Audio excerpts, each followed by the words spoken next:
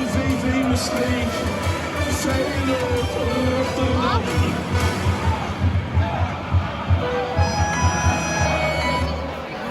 Dames en heren, zoals aangegeven, vraag ik jullie die 2 minuutjes om even respect te hebben.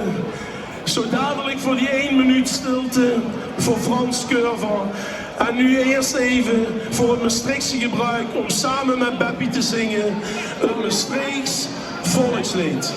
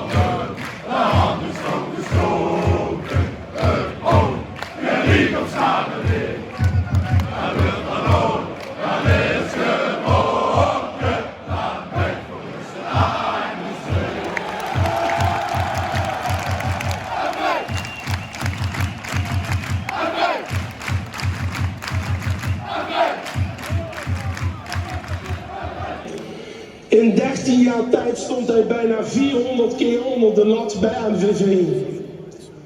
Daarna was hij ook nog eens 6 jaar trainer in Maastricht en promoveerde hij met onze club 2 keer. Wij als club zeggen bedankt, bedankt, bedankt Frans voor die passie, voor het voetbal en voor ons MVV-kin. Wij herdenken Frans Curver nu met 1 minuut stilte.